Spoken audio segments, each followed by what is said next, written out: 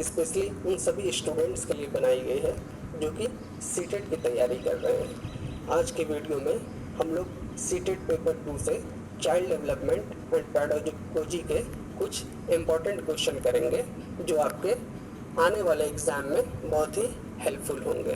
तो दोस्तों चलिए देखते हैं आज का पहला सवाल। आज का जो पहला सवाल है वो है, विकास की प्रक्रिया में जीवन मूल्यों, व्यक्तित्व, व्यवहार इत्यादि के विकास भी सम्मिलित हैं। ऑप्शन नंबर ए, दृष्टिकोणों, स्वभावों, रुचियों, आदतों। तो इसका जो सही आंसर है वो है ये सभी, यानी विकास की प्रक्रिया में जीवन मूल्यों, व्यक्तित्व, व्यवहार इत्यादि के विकास में दृष्टिकोणों, स्वभावों, रुचियों और आदतों सभी की आवश्यकता होती है, सभी उसमें सम्मिलित होते हैं। हम लोग सेकंड क्वेश्चन देखते हैं। जो दूसरा क्वेश्चन है वो है, बाल विकास के अध्ययन में निम्नलिखित में से किन बातों को शामिल किया जाता है। पहला है, आयु के साथ होने वाले परिवर्तनों का क्या स्वरूप होता है। बी है, बालक में होने वाले परिवर्तनों का विशेष आयु के साथ क्या संबंध होता है। सी है, बालकों में पाई जाने वाली व्यक्तिगत भिन्नताओं के लिए किस प्रकार के आनुवंशिक और परिवेश अन्य उत्तरदायी होते हैं। तो हमारे पास जो ऑप्शन है, ऑप्शन नंबर 1 है ए और बी, दूसरा है बी और सी, तीसरा है ए और सी और चौथा है ये सभी। तो इसका जो सही आंसर है वो है ये सभी, ऑप्शन नंबर 4। यानी बाल विकास का जब अध्ययन किया जाता है तो उनमें इन तीनों को शामिल किया जाता है। ठीक है, वो है, आप अपनी कक्षा में चुनकर कुछ छात्रों को 3 महीने में उनमें होने वाले विकास की एक रिपोर्ट तैयार करना चाहते हैं, तो उसके लिए आप निम्न में से क्या चुनेंगे। जैसे आप एक टीचर हैं और आप अपने क्लासरूम में छात्रों के अंतर्गत जो भी 3 महीने में होने वाले विकास है और उस विकास के बारे में आप एक रिपोर्ट तैयार करना चाहते हैं, तो आप निम्न में से कौन से विकल्प को चुनेंगे।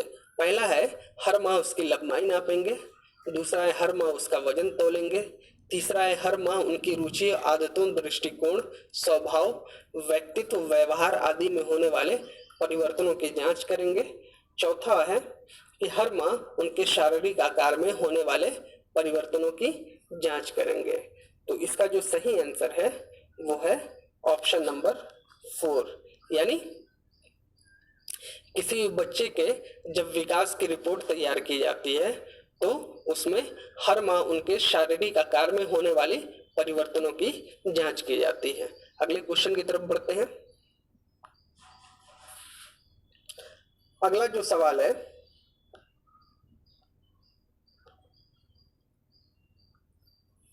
कि निम्नलिखित में से कौन सा कथन सत्य है।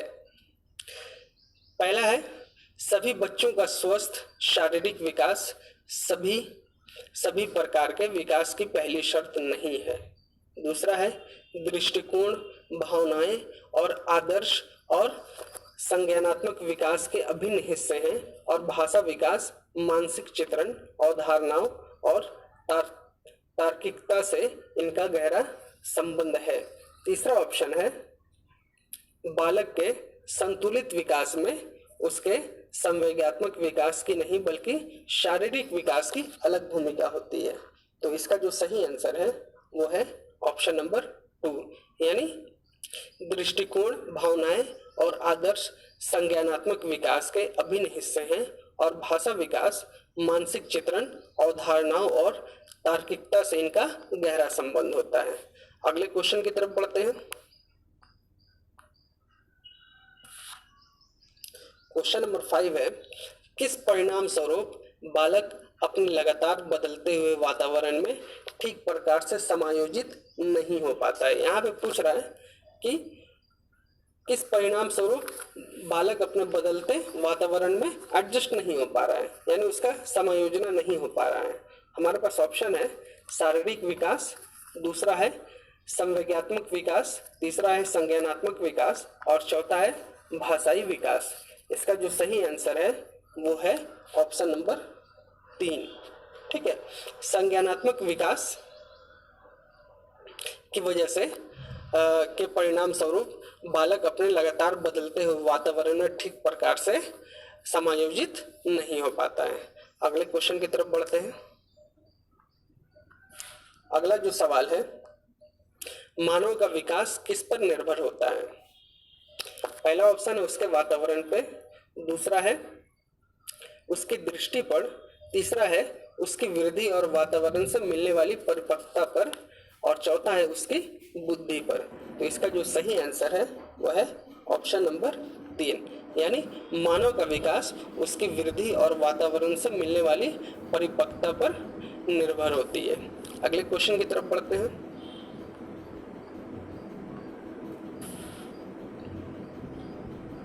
क्वेश्चन नंबर 7, सबसे ज्यादा कौन सा पाठ्यचर उपयुक्त होगा? हमारे पास ऑप्शन है देश की सभ्यता संस्कृति के अनुकूल, दूसरा ऑप्शन है बालक के शारीरिक और मानसिक विकास के अनुकूल, तीसरा ऑप्शन है बालक के शारीरिक और सामाजिक विकास के अनुकूल, चौथा ऑप्शन है इनमें से कोई नहीं। तो इसका जो सही आंसर है वो है ऑप्शन नंबर 3, यानी सबसे ज़्यादा जो पाठ्यचर उपयुक्त होगा वो पाठ्यचर क्या होना चाहिए? बालक के शारीरिक और सामाजिक विकास के अनुकूल होनी चाहिए। अगले क्वेश्चन की तरफ बढ़ते हैं। अगला जो क्वेश्चन है, निम्न में से कौन सा विकास छोटे बच्चों के मानसिक और संज्ञानात्मक विकास के सबसे अधिक उपयोगी होता है? ठीक है, यहाँ पे पूछ रहा है कि छोटे बच्चों के मानसिक और संज्ञानात्मक विकास के सबसे अधिक उपयोगी होता है, यानी कौन सा विकास सबसे अधिक उपयोगी होता है? हमारे पास ऑप्शन है शारीरिक विकास, दूसरा है सामूहिक विकास, तीसरा है सामाजिक विकास और चौथा है भाषाई विकास। तो इसका जो सही आंसर है वो है ऑप्शन नंबर 1, यानी शारीरिक विकास। यानी छोटे बच्चों के मानसिक और संज्ञानात्मक विकास से सबसे अधिक उपयोगी कौन होता है? शारीरिक विकास होता है। अगले क्वेश्चन की तरफ बढ़ते हैं। अगला जो क्वेश्चन है वो है क्वेश्चन नंबर 9, निम्न में से कौन बालक के सामाजिक विकास को प्रभावित नहीं करता है? यहाँ पे पूछ रहा है कि बालक के सामाजिक विकास को प्रभावित नहीं करता है। ठीक है, चलिए हम लोग ऑप्शन देखते हैं। पहला है तर्क शक्ति, दूसरा है बुद्धि, तीसरा है भाषा प्रयोग की क्षमता और चौथा है इनमें से कोई नहीं।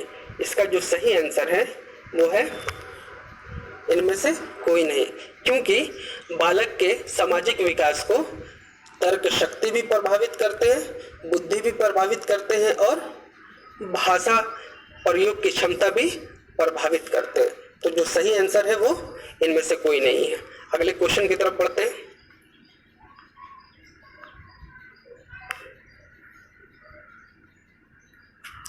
क्वेश्चन नंबर 10, विकास के अलग अलग आयामों के विषय में कौन सा कथन असत्य है?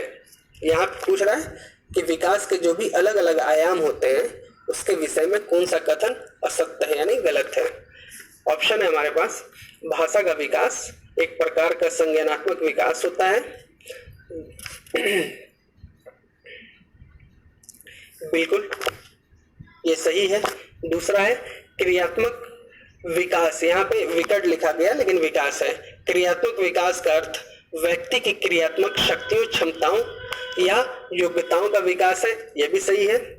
तीसरा जो है कल्पना करना, स्मरण करना, विचार करना, निरीक्षण करना, समस्या करना, निर्णय लेना इत्यादि की योग्यता संज्ञानात्मक विकास के फलस्वरूप ही विकसित होती है, ये भी सही है।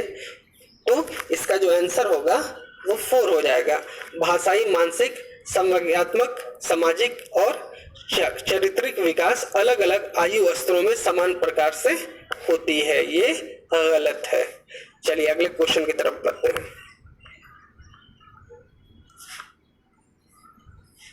अगला जो क्वेश्चन है क्वेश्चन नंबर 11, आपकी कक्षा का एक छात्र सोनू शारीरिक विकास की दृष्टि से काफी पिछड़ा है, यानी यहाँ पे क्लास में एक बालक पढ़ता है जिसका नाम है सोनू, वो शारीरिक विकास की दृष्टि से काफी पिछड़ा है। आप विकास के किस आयाम में सोनू के पिछड़ने की चिंता हो सकती है? हमारे पास ऑप्शन है बौद्धिक विकास की, सामाजिक विकास की और संवेगात्मक विकास की। तो सही विकल्प क्या होगा? पहला है सिर्फ ए, दूसरा है सिर्फ बी, तीसरा है ए और सी और चौथा ऑप्शन है इनमें से सभी। तो इसका जो सही आंसर होगा वो है इनमें से सभी। यानी सोनू नाम का जो बालक है, ठीक है, उसका शारीरिक दृष्टि से जो पिछड़ा हुआ है, तो आपको विकास के आयाम में सोनू के पिछड़ने की जो चिंता बौद्धिक विकास की भी होगी, सामाजिक विकास की भी होगी और संवेगात्मक विकास की भी होगी। तो चलिए दोस्तों, चलते हैं अगले क्वेश्चन की तरफ। अगला जो क्वेश्चन है वो है क्वेश्चन नंबर 12। वृद्धि एवं विकास के विषय में निम्न में से कौन सा कथन सत्य है? यानी पूछ रहा है कि वृद्धि और विकास के विषय में निम्न में से कौन सा कथन सत्य है? विकास स्वयं एक विस्तृत अर्थ रखता है, एक वृद्धि इसका एक भाग होता है। अगला जो है ऑप्शन, वृद्धि विकास को प्रक्रिया का एक चरण है, वृद्धि विकास की प्रक्रिया का एक चरण है जिसका क्षेत्र असीमित होता है। तीसरा है कि विकास एक चालू प्रक्रिया है जो बालक के परिपक्व होने के बाद भी बदलती रहती है। ठीक है, अब यहाँ पे इसका जो सही ऑप्शन होगा, अब यहाँ पे कुछ ऑप्शन दिया हो। पहला ऑप्शन है ए, दूसरा ऑप्शन है ए और बी, तीसरा ऑप्शन है बी और सी और चौथा ऑप्शन है ये सभी। तो इसका जो सही आंसर है वो है ऑप्शन नंबर 3 यानी बी और सी, यानी वृद्धि और विकास के विषय में, ठीक है, जो सही कथन है वो कौन है? बी कथन सही है। वृद्धि विकास की प्रक्रिया का एक चरण होता है जिसका क्षेत्र असीमित होता है और सी ऑप्शन भी सही है, यानी सी कथन भी सही है कि विकास एक चालू प्रक्रिया है जो बालक के परिपक्व होने के बाद भी बदलती रहती है। ठीक है, अगला क्वेश्चन देखते हैं।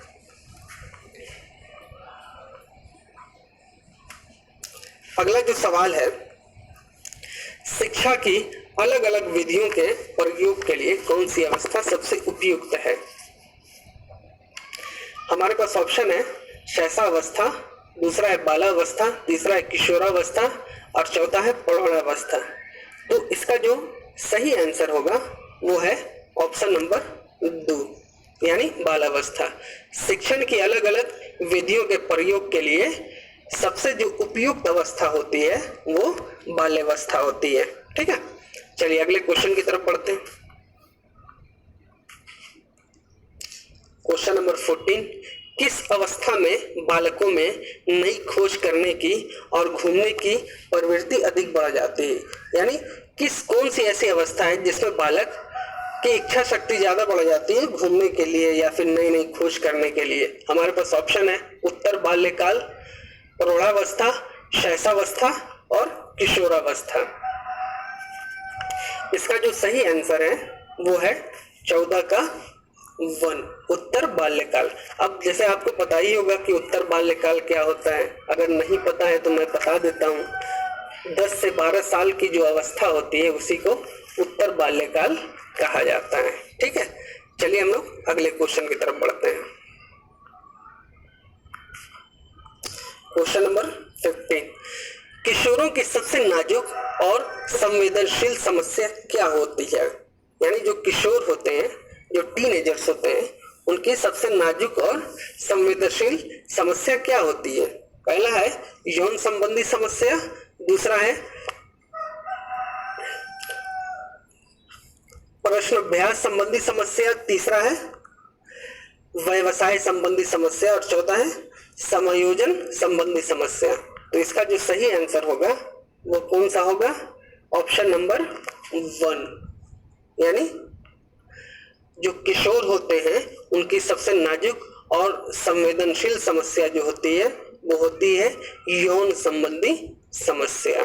ठीक है, क्योंकि किशोर अवस्था में ही एक बालक जो होता है अपने अंदर बहुत सारे परिवर्तनों को देखता है। ठीक है, जिसमें उसके जो यौन संबंधी भी बहुत सारे परिवर्तन उसमें आ जाते हैं। ठीक है, चलिए अगले क्वेश्चन की तरफ बढ़ते हैं। अगला जो सवाल है क्वेश्चन नंबर 16, मानव विकास की किस अवस्था के बाद व्यक्ति परिपक्व हो जाता है। यहाँ पे पूछ रहा है कि मानव विकास की किस अवस्था के बाद क्या हो जाता है, एक व्यक्ति मैच्योर हो जाता है। ठीक है, तो हमारे पास ऑप्शन जो है वो किशोरावस्था, प्रौढ़ावस्था, शैशवावस्था और बाल्यावस्था। ठीक है, इसका जो सही आंसर होगा वो है ऑप्शन नंबर 1 किशोरावस्था। यानी मानव विकास की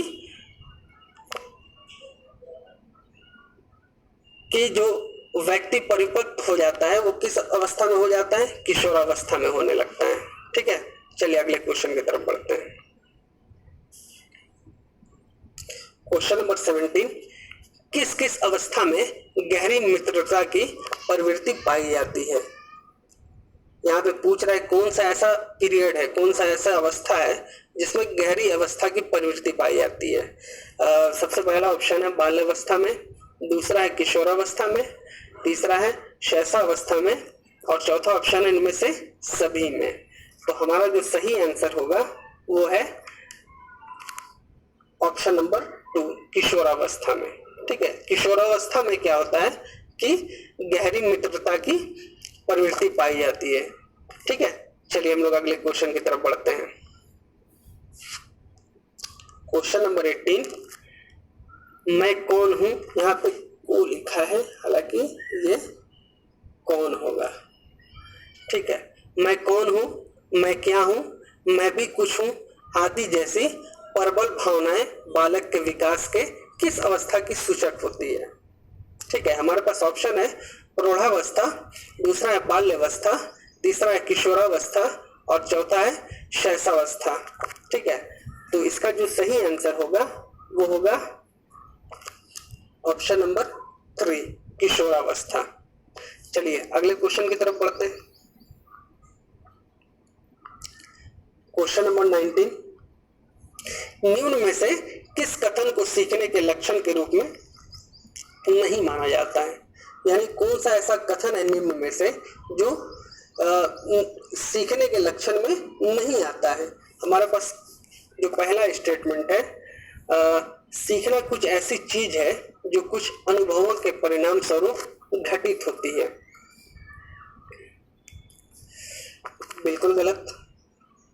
तीसरा ऑप्शन है अन्य अधिगम भी सीखने का एक हिस्सा है।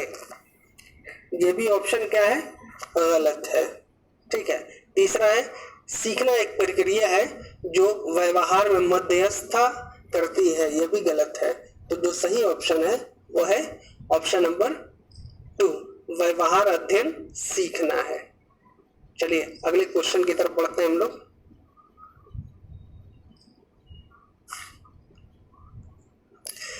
क्वेश्चन नंबर 20, अवधारणाओं का विकास मुख्य रूप से, यहाँ पे फिल इन द ब्लैंक्स है, का हिस्सा है।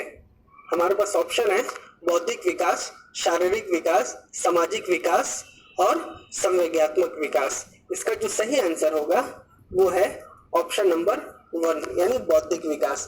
अवधारणाओं का विकास मुख्य रूप से बौद्धिक विकास का हिस्सा है। ये क्वेश्चन जो है जून 2011 में आ चुका है। जून 11 में ये क्वेश्चन आ चुका है। चलिए हम लोग अगले क्वेश्चन की तरफ बढ़ते हैं। अगला जो क्वेश्चन है, विकास शुरू होता है। हमारे पास ऑप्शन है उत्तर बाल्यावस्था से, दूसरा ऑप्शन है प्रसव पूर्व अवस्था से, तीसरा है शैशवावस्था से और चौथा है पूर्व बाल्यावस्था से। तो इसका जो सही आंसर होगा वो है ऑप्शन नंबर 2 प्रसव पूर्व अवस्था से। प्रसव पूर्व अवस्था क्या होता है आपको भी पता होगा। ठीक है, जन्म से पहले जब एक बच्चा गर्भ में ही होता है तो गर्भ में ही क्या होता है, उसका विकास होना शुरू हो जाता है। ठीक है, तो जन्म से पहले की जो अवस्था होती है वो क्या कहलाती है, प्रसव पूर्व अवस्था कहलाती है। ये भी क्वेश्चन जून 11 में आ चुका है। ठीक है, अगले क्वेश्चन की तरफ बढ़ते हैं। अगला जो सवाल है, निम्न में से कौन सा कथन विकास और अधिगम के बीच संबंध को सबसे बेहतर तरीके से जोड़ता है? क्वेश्चन पूछ रहा है कौन सा ऐसा कथन है जो विकास अधिगम के बीच संबंध को सबसे बेहतर तरीके से जोड़ता है? हमारे पास ऑप्शन है विकास अधिगम से स्वतंत्र है, दूसरा है अधिगम विकास के पीछे रहता है, तीसरा है अधिगम और विकास समानार्थक परिभाषिक शब्द है, और चौथा है अधिगम और विकास एक जटिल तरीके से अंतः संबंधित है। इसका जो सही आंसर है वो है ऑप्शन नंबर 4। ये क्वेश्चन जो है ये सितंबर 2015 में आ चुका है। ठीक है, अब आपको अंदाजा हो जाएगा कि जो अपकमिंग सीटेट के एग्जाम होंगे जो आपके, उसमें किस तरह के क्वेश्चन पूछे जाएंगे। ठीक है, चलिए अगले क्वेश्चन की तरफ बढ़ते हैं। क्वेश्चन नंबर 23 लिखा है विकास के बारे में निम्न में से कौन सा कथन सत्य है? पूछ रहा है कि विकास के बारे में कौन सा कथन सत्य है। चलिए हम लोग देखते हैं कौन सा कथन सत्य है। पहला है विकास अलग अलग व्यक्तियों में अलग अलग गति से होता है।